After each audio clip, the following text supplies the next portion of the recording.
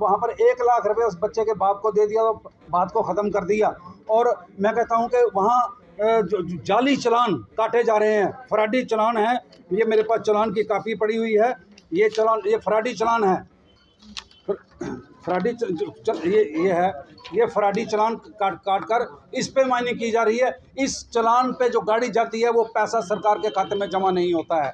1000 गाड़ी जो है वो अगर वहाँ रियासी से निकलती है तो जिसमें से 200 गाड़ी लगभग सरकार के खाते में जाती है। 800 गाड़ियाँ जो हैं वो फेक चालान पे चली जाती हैं और वो सारे का सारा पैसा वो लाखों रुपया बनता है। अगर एक गाड़ी का 5000 रुपये सरकार के खाते में जमा होना होता है तो आप बताइए कि 600, 700, 800 गाड़ी अगर बाहर निकल गई तो वो पैसा कहाँ गया? ये कौम का पैसा, यही पैसा सड़कों पे, नालों पे, अस्पतालों पे, स्कूलों पे, हर जगह खर्च होता है और ये बेदर्दी से लूटा जा रहा है। और मैं ये बताना चाहता हूँ कि कोंकण रेलवे जो रियासी के अंदर इस वक्त बहुत बड़ा उनका प्रोजेक्ट है, जिनके 6-6 किलोमीटर, 7-7 किलोमीटर के टनल बने हुए हैं, उसमें लाखों मीट्रिक टन के हिसाब से जो माइनिंग इस्तेमाल हुआ है उसकी रॉयल्टी जो है वो उस हिसाब से सरकार के खाते में जमा नहीं हुई है, क्योंकि उन्होंने पहाड़ खोद करके वहाँ पर लगा दी, उन्होंने नालों से चोरी वहाँ पर जो है वो लगा दी है और वो पैसा जमा नहीं हुआ है। इसकी हम इंक्वायरी चाहते हैं कि ये सारा पैसा जो है ये कहाँ जा रहा है।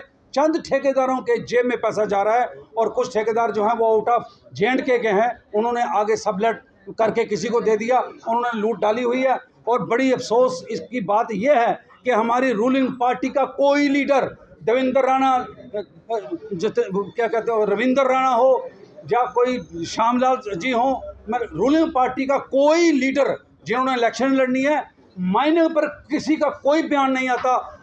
आप भी देखते हैं और अपोजिशन के लोग अगर बोलते हैं तो ये हमारी कमज़ोरी को ढूंढेंगे कि इनको कहाँ फंसाना है। मैं ये कहता हूँ, मैं LG महोदय से ये गुजारिश करना चाहता हूँ कि ये इल्लीगल लूट खसूट जो है ये बंद करवाई जाए, क्योंकि ये पैसा कौम का है, ये पैसा सरकार का है, ये पैसा देश का है और जो लोग लूट रहे हैं इन्हें दहशतगर्द करार देना चाहिए। दहशतगर्दी कानून के नाते इनको सज़ा जो है वो मिलनी चाहिए। मैं ये समझता हूँ जल शक्ति महकमा जो है तो ये उनकी एक चिट्ठी है मेरे पास, वो ये चिट्ठी उनकी है और वो कहते हैं अगर वो उन्होंने चिट्ठी लिखी DC को कि अगर माइनिंग बंद नहीं की तो रियासी टाउन का और गिरदोनवा का सारे इलाके का पानी बंद हो जाएगा। 2021 से चिट्ठियाँ जा रही हैं लेकिन कोई कार्रवाई इस पर नहीं होती है। मैं कहता हूँ कि कोई पूछने वाला है ही नहीं है।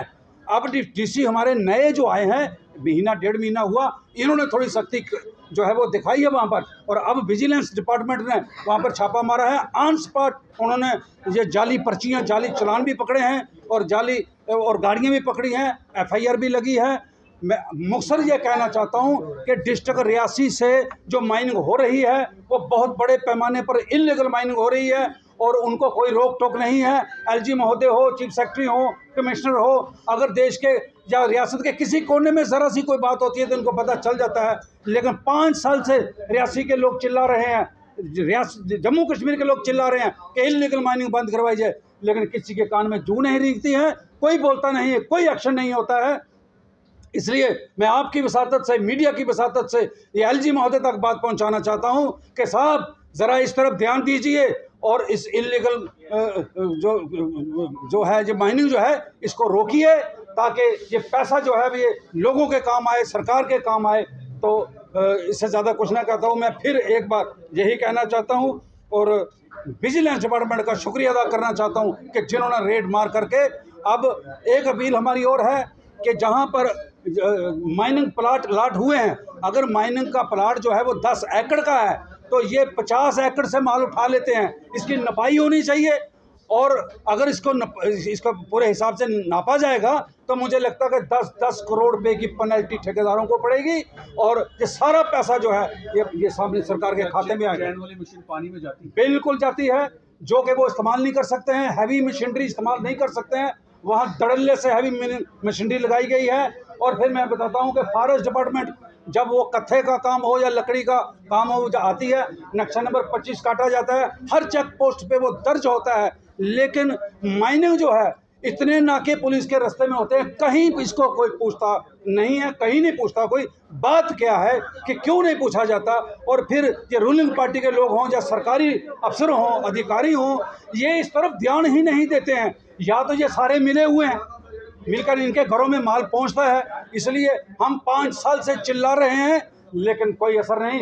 मैं एसीबी को मुबारक देता हूं जिन्होंने अब कार्रवाई शुरू की है, और हमें उम्मीद है इस पर हम पूरा उतरेंगे। और आपकी वसातत से, मीडिया की वसातत से फिर एक बार सरकार तक, चीफ सेक्रेटरी तक और एलजी साहब तक मैं ये बात पहुंचाना चाहता हूं कि रियासी की तरफ ध्यान दीजिए, रियासी को मत लूटिए। वहां पर हमारी बेवाएं जो बहनें हमारी हैं, उन्होंने अपना एक रसोई बनानी होती है ना, उसके लिए उसको माइनिंग नहीं मिलती है।